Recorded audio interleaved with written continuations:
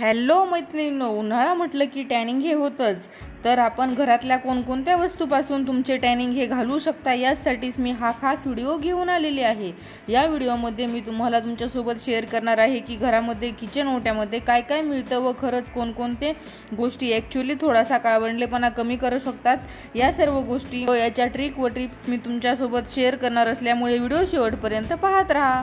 मैत्रिणींनो, सगळ्यात जास्त महत्त्वाचं म्हणजे घरगुती उपाय हे करताना जेव्हा आपण एखादे प्रॉडक्ट हे आपल्या चेहऱ्याला लावतो ते जरी स्ट्रॉंग वाटत असलं तरी देखील याचे परिणाम दिसायला थोडासा वेळ लागतो, कारण हे सर्व नैसर्गिक आहे.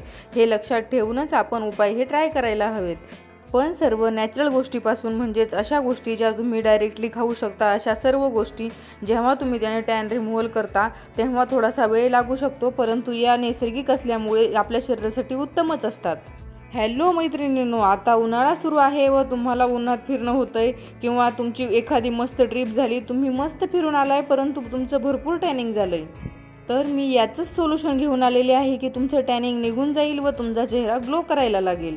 नैसर्गिक गोष्टींनी फरक पडतो हा 100%, फक्त थोडा वेळ जातो.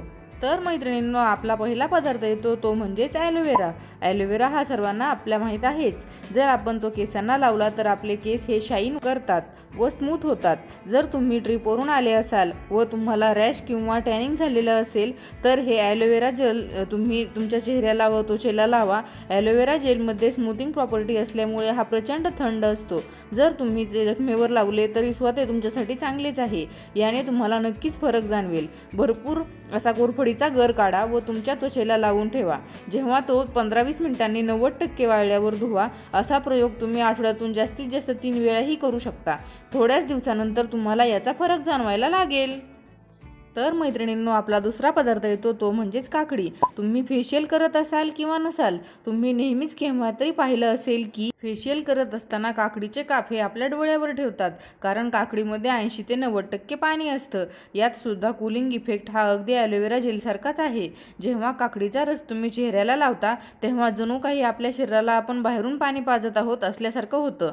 काकडीचा रस हा मिक्सरमध्ये काढून कापडाने गाळल्यानंतर किंवा ते तसंच मिक्सर तुम्ही तुमच्या चेहऱ्याला लावू शकता. याने तुमचा चेहरा हा मऊसूत होतो व त्वचा ही काळवंडलेली त्वचा ही रिपेअर होण्यास सुरुवात होते. याच्यानंतरचा आपला तिसरा पदार्थ येतो तो म्हणजेच बटाटा. बटाटा आपल्या सर्वांना माहीत आहेच. बटाट्याने खरंच खूप छान टॅन रिमूव्हल होतं. फोर्कच्या साह्याने कुरतडल्यासारखं करायचं आणि त्या बटाट्यातून रस निघतो. तो रस हा पूर्ण शरीराला व जिथं जिथं टॅनिंग झालं तिथं तिथं लावायचं. तुम्ही हा किसून सुद्धा लावू शकता. जिथे जिथे कोपराला, गुडघ्याला, हाताला, पायाला व चेहऱ्याला हे लावायचं व 15 ते 20 मिनिट सुकून जाईपर्यंत थांबायचं. त्यानंतर पाण्याने स्वच्छ आंघोळ करून घ्यायची व नंतर मॉइश्चरायझर लावायला बिलकुल विसरायचं नाही. बटाट्यातील खूप साऱ्या घटकांमुळे स्किन लाईटर होण्यास नक्कीच मदत होते. याच्यानंतर आपला चौथा प्रकार येतो तो म्हणजेच दही. आपल्या सर्वांना माहीत आहेच की दह्यामध्ये जे लॅक्टिक ॲसिड असतं ते दूध व दही या दोन्हीमध्येही पाहायला मिळतं. 20 मिनिट दही तुम्हाला जिथं जिथं हवंय तिथे तिथे तुमच्या शरीराला लावा व फक्त नंतर तुम्ही आंघोळ करून ती स्वच्छ धुवून घ्या. या सर्व दही किंवा सर्व पदार्थ जे मी तुम्हाला सांगत आहे ते सर्व आपण वाळल्यानंतर धुतो. जे आपण पदार्थ लावत आहोत याने आपली त्वचा ही कोरडी होते. त्यामुळे या सर्व प्रोसेसनंतर मॉइश्चरायझर लावणं खूप गरजेचं आहे. याच्यानंतर येते हळद. हळद ही आपण चिमूटभर हळद घ्यायची व कच्चं दूध घ्यायचं. त्यामध्ये तुम्ही 1-2 थेंब लिंबाचे टाकायचे व हे सर्व जिन्नस एकत्र करून टॅनिंग झालेल्या त्वचेला तुम्ही हे मिश्रण लावायचं. हळद ही त्वचा रिपेअर करायचं काम करते. ही पेस्ट तुम्ही अंडरआर्म्स, गुडघे, कोपरे यांनाही लावू शकता व आठवड्यातून फक्त 2 वेळाच ही वापरायचं मिश्रण. त्याचबरोबर कोणतंही पीठ जसं की हरभऱ्याच्या डाळीचं, मसुराच्या डाळीचं, ज्वारीचं किंवा गव्हाचं याच्यामध्येही तुम्ही हे मिक्सर पूर्ण मिक्स करू शकता व हळद आणि दूध ह्या 3 गोष्टींचं मिश्रण तुम्ही लावून त्वचेला लावा. फक्त करताना एवढंच करायचं की जे पीठ आहे ते बारीक असायला हवं, कारण की जर ते थोडंसं मोठं असेल तर ते त्वचेला खरबरीत लागतं व आग होते. यामुळेच आपल्या शरीराचं म्हणजेच त्वचेचं हे ओव्हर एक्सप्लोरेशन होतं. त्यामुळे जास्त चोळायचंही नाही. नॉर्मल स्क्रब केल्यासारखं जे करायचं, जेंटली स्क्रब करायचं व हळदीने खरंच लवकरच टॅन रिमूव्हल व्हायला नक्कीच मदत होते. याच्यानंतरचा आपला शेवटचा येतो तो म्हणजेच पपई.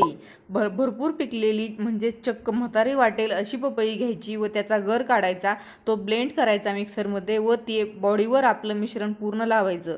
पपईमध्ये नॅचरल रेटिनॉल असल्यामुळे स्किन रिजन्युएट करण्यासाठी म्हणजेच त्वचेचा जो लेयर आहे वरचा तो तयार करण्यासाठी नक्कीच मदत होते. आपली जी काळवंडलेली त्वचा आहे म्हणजेच जी त्वचेचा वरचा लेयर आहे तो निघून जाऊन त्या जागी नवीन त्वचा येण्यास नक्कीच पपईने मदत होते. म्हणूनच आठवड्यातून 3 वेळा ही पपईचा जो गर आहे ते तुम्ही तुमच्या चेहऱ्याला व शरीराला वापरायला बिलकुल हरकत नाही. मैत्रिणींनो, याच्यानंतर आपल्या सर्वांना माहीत असलेला पदार्थ म्हणजेच टोमॅटो. टोमॅटो हे नॅचरल ॲसिडिक आहे, हे आपल्या सर्वांना माहीत आहेच. यात अँटीऑक्सिडंटही असतात. जास्त पिकलेला टोमॅटो मिक्सरमध्ये काढून त्याचा पल्प हा चेहऱ्याला व बॉडीला लावायचा, 20 मिनिट ठेवायचं व धुवून काढून मॉइश्चरायझर लावायचं. याने आपल्याला खरंच फरक पडतो, हे आपल्या सर्वांना जाणवेलच. तर मैत्रिणींनो, या सर्व ट्रिक व टिप्स वापरून तुम्ही नक्कीच आपले टॅनिंग दूर करू शकता व आपल्या चेहऱ्याचा ग्लो हा परत मिळवू शकता. मुख्य म्हणजे या सर्वांमध्ये फक्त एक आहे की ते म्हणजे स्वतःवर प्रेम करत राहा.